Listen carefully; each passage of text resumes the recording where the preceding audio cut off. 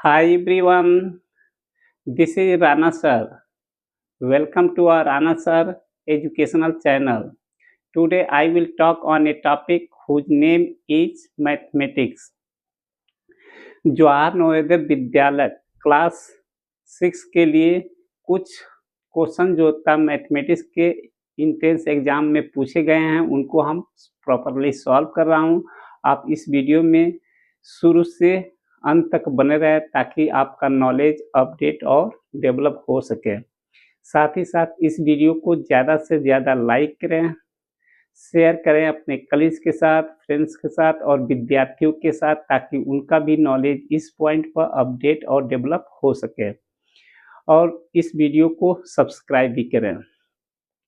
तो आइए हम इस वीडियो को पॉजिटिवली स्टार्ट करता हूं। ओके स्टूडेंट, तो सबसे पहले हम क्वेश्चन को पढ़ेंगे। इसमें कहा गया, क्वेश्चन नंबर 1 में कहा गया है कि 3% को दशमलव के रूप में किस प्रकार लिखा जा सकता है।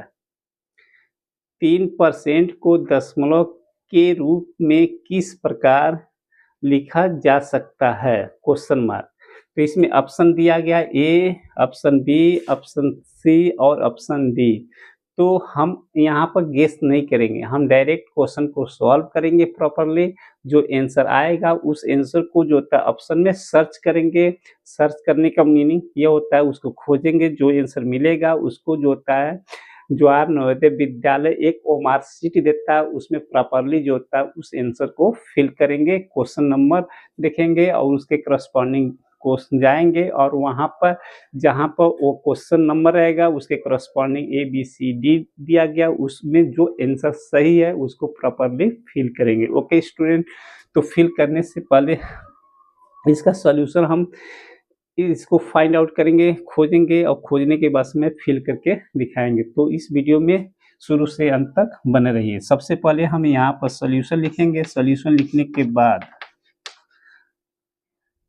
सॉल्यूशन लिखने के बाद क्वेश्चन को उतारेंगे 3%।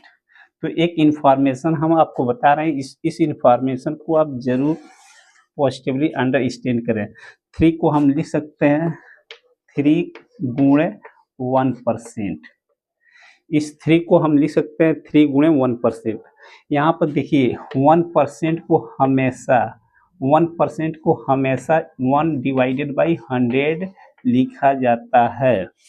1% को हमेशा 3 को हम 3 इंटू 1% लिखेंगे, 1% को हमेशा 1/100 लिखा जाता है। तो यहाँ पर लिख देंगे 3 गुणे 1 डिवाइडेड बाई 100। तो अब क्या करेंगे, 3 को 1 से मल्टीप्लाई करेंगे, 3 हो गया डिवाइडेड बाई 100। तो इसको डिवाइड करने के लिए सबसे इजी तरीका यह है कि इसको अंश करते हैं, इसको हर करते हैं। तो अंश का वैल्यू जो है उस वैल्यू को लिख देंगे यहाँ पर, और नीचे जो होता है हर में 0 के फॉर्म में दिया गया है, 1 के आगे 2 0 है। तो इसको राइट हैंड साइड से हम क्या करेंगे, न्यूमरेटर को अंश के वैल्यू को लिखेंगे। लिखने के बाद से 1 2 अंक काउंट करेंगे, गिनेंगे, गिनने के बाद से वहाँ पर दशमलव लगाएंगे। तो यहाँ पर देख रहे हैं एक ही है, दूसरा अंक नहीं है, उसके लिए हम 0 बढ़ाएंगे। 0 बढ़ाने के बाद से दशमलव लगाएंगे। तो हमारा आंसर 0.03 है।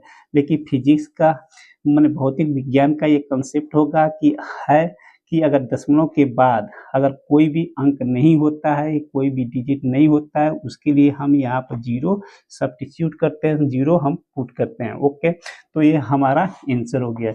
This is the answer of my question. ये हमारे क्वेश्चन का आंसर हो गया। ओके, यह आंसर हो गया। अब क्या करेंगे कि जो क्वेश्चन है उसका जो ऑप्शंस दिए गए हैं, आंसर्स दिए गए हैं, उन आंसरों में से एक ही आंसर है जो इससे मैच करेगा, उसको हम उस ऑप्शन में सर्च करेंगे। तो पहले में देख रहे हैं कि 3 अंक के बाद से दशमलव लगाया, दूसरे में 1 अंक पर और तीसरे में 2 होता है 2 अंक पर, जो हमारे आंसर से मैच कर रहा है। इसका मतलब हमारा आंसर सी है। चौथे को भी देखेंगे ये डिफरेंट है, इसलिए हमारा आंसर ये हो गया। अब क्या होता है कि जवाहर नवोदय विद्यालय एक ओएमआर शीट देता है।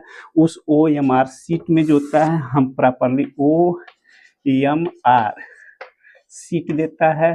उस ओएमआर शीट को जो होता है हम प्रॉपरली जो होता है क्वेश्चन के अनुसार हम जाएंगे। अगर क्वेश्चन 1 है, 2 है या 10 है तो उस क्वेश्चन नंबर पर जाएंगे और उसके सामने लिखा रहेगा ABCD। तो उस ABCD को इस तरीके से लिखा रहेगा। हम प्रॉपरली इसको लिख के बता रहे हैं, इसको प्रॉपरली आप अंडरस्टैंड करें और इसका एडवांटेज लें। ओके, तो इसको डी को यहाँ पर नोट कर लिए।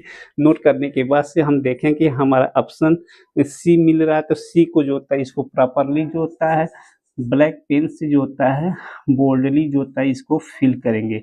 और स्टूडेंट आप ध्यान दो कि हमेशा जो पेन है इस सर्किल के अंदर ही